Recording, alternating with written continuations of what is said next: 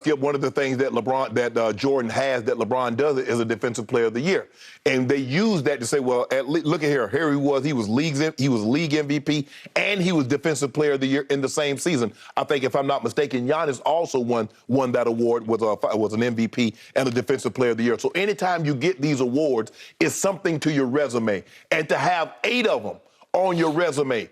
He's 10-1 in Eastern Conference or Western Conference Finals. Skip, that says something. I believe he would be 10-0. I believe he'd have swept. Now, the guy was making an argument that the Nuggets series, Anthony Davis could have won that one. I think he averaged 31, 6, and 3, and LeBron James was 27, 10, and 9. So it would have been close, but we know for a fact that all of the Eastern Conference Finals, he would have won that award. There's no question he'd have swept it. He'd have been a perfect 9-0. We know that. Everybody knows that. And I'm not so sure, Skip. If Jimmy Butler got 1 vote, he would have got a couple of votes for the Orlando series in which he lost, because he was 38, 8, and 8 in that series. So for me, absolutely, Skip, it would. Let's see, 18-time All-NBA, 10 Larry Bird Award, 10-time Larry Bird Award winner. 18 All-Star game appearances, 3, yes.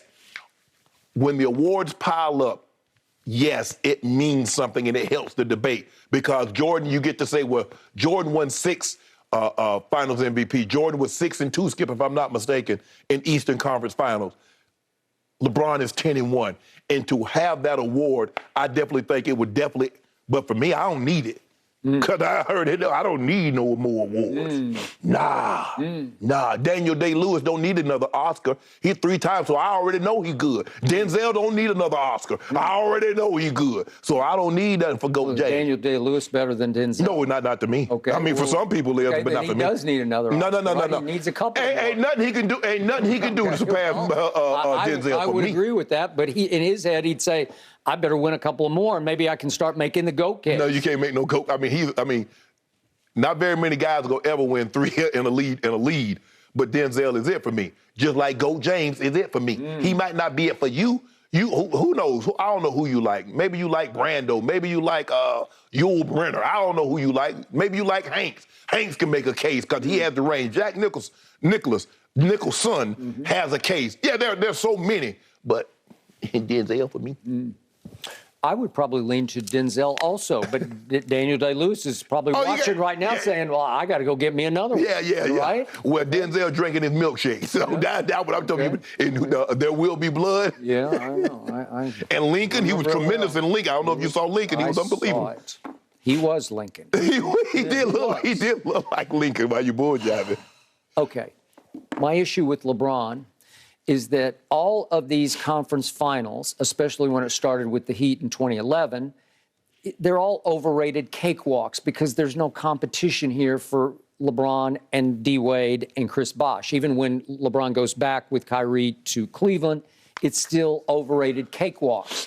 The one I'll give you is that first one in 2007, although it was interesting after he played that all-time great game 5 at Detroit. We're talking about the conference finals. Yeah, with 48, scored 25. Right? 20, yeah. Okay, I got that. Although in that game, he did airball a potential game-winning shot at the end of the first overtime, just for the record. But remember, McDyess got ejected from that game, and then it was reported that Rasheed Wallace threw a big temper tantrum at halftime, and they were a wreck. But what they got to do with that? LeBron went over there. LeBron had no part of that. That's why he was throwing the temper tantrum. The closeout game 6 was back in Cleveland, and do you remember what happened in that game? Boobie Gibson scored 31 in that game, made 7 of 9 shots, and 5 of 5 three-point shots. Don't do that, and Skip. 12 of 15 from the free throw line. Really? You know what LeBron was in the closeout game 6?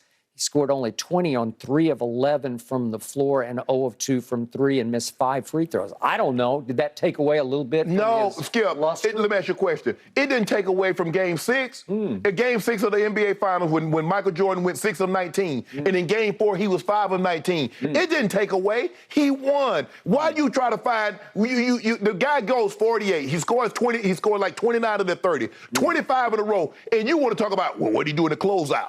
Okay, so then They won. That's what he did. Then we go Heatles, 2011 conference finals, beat the Bulls 4-1. Oh, was that the number? Hold on. Was that the number one seed Bulls with the MVP, the youngest MVP to date in NBA history? That LeBron locked him down. And you know what I remember? I remember Dwayne Wade just taking those games over. I just say, oh, that's awesome. Skip. Big brother showing little brother. Don't do that, this Skip. is how we do it. Do you remember how they lost that first one? And then LeBron and Spo said, LeBron, can you still give us 25 to 30 and D up and lock up D Wade? No problemo. No problemo. Lock him down. Okay.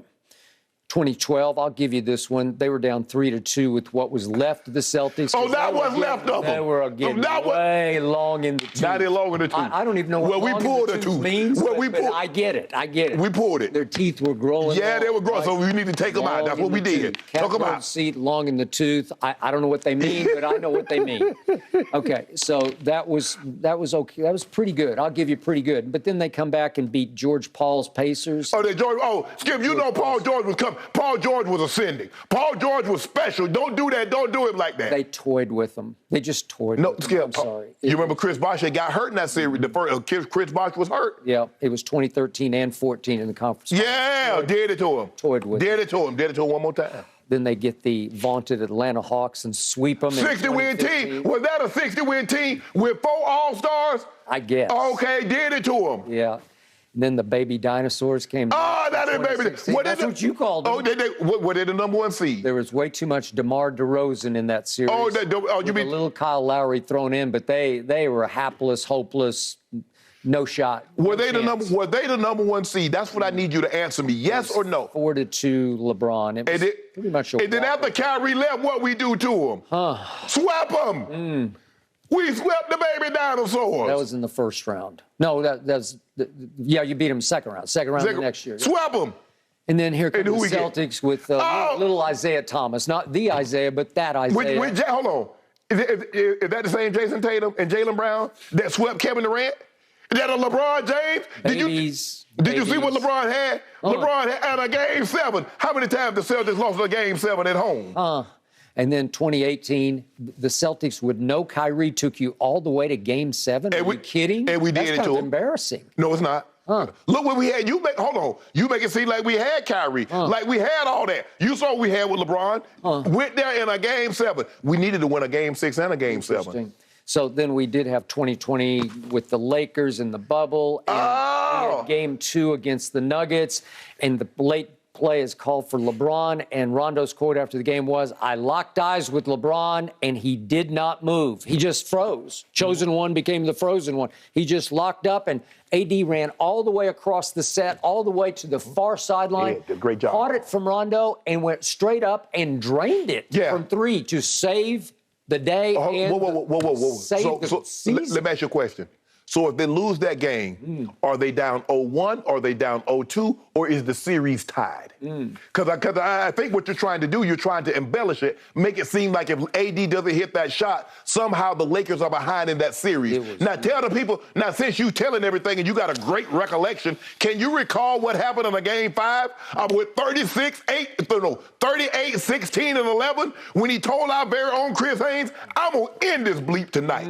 Okay, then, now since you want to tell the story, you got to tell all the story. Tell her how the big bad wolf ate Little Red Riding Hood and was in Grandma's bed. I need you to tell the whole story. The end. That was the year he got like 3 months off before. Now you talking about the time the man got off. Well, so was he the only one that got time off? Everybody else was working? No, everybody else wanted to go home from the bubble, except LeBron said, we can steal this. No. We can steal But it. I'm trying to figure out, you just keep saying, and what you kind of built this platform on, is LeBron James is the most mentally weak superstar that you've ever seen. Now the man is in isolation. On the court. Now the man off the court. Now he was a mental wizard. Now it's Survivor. Yeah. You watch Survivor, one of the longest running reality shows ever. I have, but go ahead. You don't watch it? No. So his Survivor, they put him in a situation where he's away from his family. Everybody's away from his family, their families. And you got to survive. Last man standing, that's who gets the prize.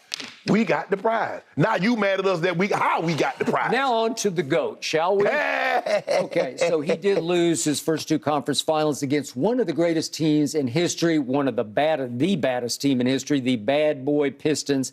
And all he did in those two conference finals in 89 and 90 was average 30 in the first one and 32 in the second one. And especially in the second one, which went 7 games, it's highly possible that Michael Jeffrey Jordan would have been voted the conference finals MVP over anybody. They're never going to do that. They're never going to do what they did in '69. Give the MVP to a guy on a losing team. Jerry West won that award in 1969. It was the first year of the award. But I'm just trying to figure out. You talking about long in the tooth? How many finals had the Detroit Pistons had gone through? All the battles with the Celtics. They went 87, 88, 89. I mean, how many years can they go to the finals? And then Michael Jordan, young Spry, Scottie Pippen, the whole Grant come along and knock them out. So don't make it seem like you caught a fresh Isaiah. You caught a fresh Lambeer. You caught young. Come on, don't do that.